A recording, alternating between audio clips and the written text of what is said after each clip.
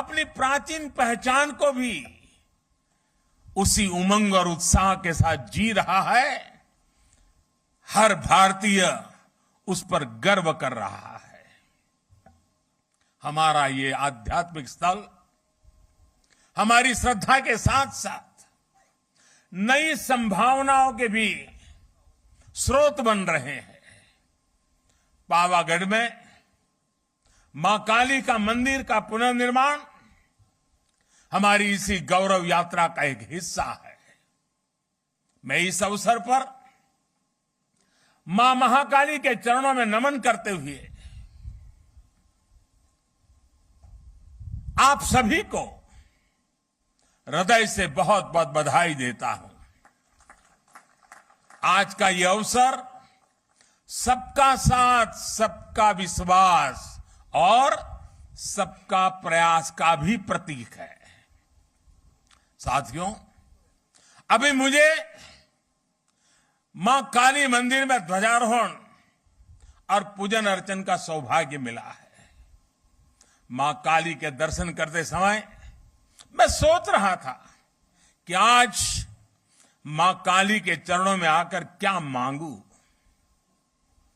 मां काली का आशीर्वाद लेकर इतिहास गवाह है, स्वामी विवेकानंद जी मां काली के आशीर्वाद लेकर के जन सेवा से प्रभु सेवा में लीन हो गए थे। मां मुझे भी आशीर्वाद दे कि मैं और अधिक ऊर्जा के साथ और अधिक त्याग और समर्पण के साथ देश के जन जन का सेवक बनकर उनकी सेवा करता रहूं। मेरा जो भी सामर्थ्य है, मेरे जीवन में जो भी कुछ पुण्य है, वो मैं देश की माताओं बहनों के कल्याण के लिए, देश के लिए समर्पित करता रहूं। गरवी गुजरात इस समय इस गरवी गुजरात की धरती से मां काली के चरणों से मैं देश की आजादी के अमृत महोत्सव का भी स्मरण करता हूं। साथियों, गुजरात ने जितना योगदान देश की आजादी की लड़ाई में दिया है, उतना ही योगदान देश के विकास में भी दिया है। गरवी गुजरात भारत के गर्व और शान का पर्याय है। गुजरात ने भारत के व्यापार का भी नेतृत्व किया और भारत के आध्यात्मता का भी उसे संरक्षित करने का पूरा प्रयास किया। सदियों के संघर्ष के बाद जब भारत आजाद हुआ तो हम गुलामी और अत्याचार के घावों से भरे हुए थे। हमारे सामने उस अपने अस्तित्व को फिर से खड़ा करने की चुनौती, उसको लेकर के हम खड़े थे, लड़े थे। भारत के इस सांस्कृतिक आजादी की शुरुआत भी सरदार साहब के नेतृत्व में गुजरात से ही हुई थी। सोमनाथ मंदिर का पुनर्निर्माण राष्ट्र के पुनर्निर्माण के संकल्प के रूप में हमारे सामने आया। पावागढ़ और पंचमहाल आज सोमनाथ की उस परंपरा को आगे बढ़ा रहा है जिसने गुजरात को पूरे देश में पहचान दी थी। आज जो ध्वजा फहराई गई है वो केवल महाकाली मंदिर की ध्वजा नहीं है, बल्कि गुजरात और देश के सांस्कृतिक गौरव की ध्वजा भी है। पंचमहाल और गुजरात के लोगों ने सदियों से इस मंदिर की भव्यता के लिए प्रयास किए। अब सोने से बढ़े इस कलश के साथ इस मंदिर से जुड़ा वो सपना पूरा हुआ है।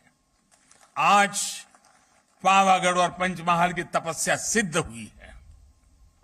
पंचमहाल और इस क्षेत्र में पुराना तो मुझे याद है, आज की परंपरा मुझे उतना पता नहीं है, लेकिन जो पुराना मैं जानता हूं, जब भी कोई शादी विवाह होता था तो इस मंदिर में सबसे पहले भक्त आकर के शादी का जो निमंत्रण पत्र होता था वो मां के चरणों में रख देता था। और मुझे पता है उस समय तो जो यहां पुजारी और पंडित लोग हुआ करते थे वो शाम की आरती के समय दिन भर जितने ऐसे निमंत्रण आए हैं उसको पढ़ करके मां को सुनाते थे, भक्ति भाव से सुनाते थे। सुरेंद्र काका कह रहे हैं आज भी चल रहा है।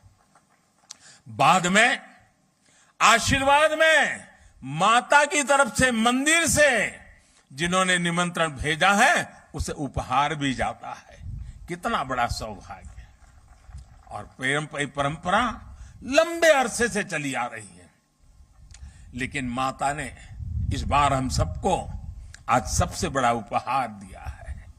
माता के दरबार का कायाकल्प और ध्वजारोहण मैं समझता हूं हम भक्तों के लिए, शक्ति उपासकों के लिए इससे बड़ा उपहार क्या हो सकता है। और मां के आशीर्वाद के बिना यह संभव भी कहां हो सकता है। यहां श्री कालिका मंदिर को लेकर जो कार्य हुए हैं उसमें एक खास बात और है। महाकाली मंदिर का इतना भव्य स्वरूप दिया गया, लेकिन इस पूरे काम में गर्भगृह में मूल स्वरूप अक्षुण्ण रखा गया। इसे सेवा यज्ञ में गुजरात सरकार, पवित्र तीर्थ यात्रा विकास बोर्ड और ट्रस्ट के लोगों ने मिलकर काम किया। मुझे बताया गया कि मंदिर परिषद की पूरी परिक्रमा के लिए, अभी सुरेंद्र भाई बता रहे थे, दूधिया तालाब और छासिया तालाब को जोड़ने वाला एक परिक्रमा पथ भी तैयार किया जाएगा। यज्ञशाला, भोजनशाला, पर्यटकों के लिए भक्त निवास और छासिया झील से माता जी के मंदिर तक लिफ्ट जैसी सुविधाएं, इसका निर्माण भी किया जाएगा। साथ ही माची के पास अतिथि गृह और मल्टी लेवल पार्किंग का निर्माण भी होगा। पहले यहां पहुंचने के लिए श्रद्धालुओं को कई घंटे लग जाते थे। सीढ़ियों से चढ़ना, यात्रा की थकावट, कठिनाइयों से गुजरना पड़ता था। पहले सीढ़ियां भी कैसी थी, जो पहले आए हैं उनको पता है, उसको सीढ़ी कह सके कि न कह सके, ये हाल था। लेकिन आज वो भी रचना अच्छी हो गई है। अब मंदिर तक पहुंचने के लिए अच्छे पत्थर से अच्छी सीढ़ियां बनाई गई है। सीढ़ियां की ऊंचाई भी ज्यादा नहीं है, बराबर हिसाब से रखा है ताकि चढ़ने वाले को दिक्कत ना हो। पहले मंदिर परिषद में 2 दर्जन लोग भी एक साथ नहीं पहुंच पाते थे। आज 100 से भी ज्यादा लोग एक साथ यहां आ सकते हैं, पूजा अर्चन कर सकते हैं। भीड़ का दबाव कम हुआ है तो यात्रियों के लिए सुरक्षा भी बढ़ी है। मंदिर परिषद के विस्तार से भगदड़ जैसी घटनाओं से भी बचा जा सके, और हमें निरंतर जागरूक रहना ही पड़ता है ऐसी जगह पे। और अब तो इसके बाद शायद यात्रियों की संख्या बढ़ जाएगी, हमें उन सारी व्यवस्थाओं की चिंता करते रहना पड़ेगा। और मैं अभी से सभी काली भक्तों से प्रार्थना करता हूं कि अनुशासन का पालन करना होगा, क्योंकि कठिन जगह है, कोई हादसा न हो जाए। पहले कई बार हादसे होते थे, बड़ी चिंता सताती थी, लेकिन मां के आशीर्वाद से फिर गाड़ी चल पड़ती थी। मैं चाहूंगा हम उस अनुशासन का भी पालन करेंगे, क्योंकि कठिन स्थान है, ऊंचा स्थान है, कठिनाइयों के बीच काम करना होता है।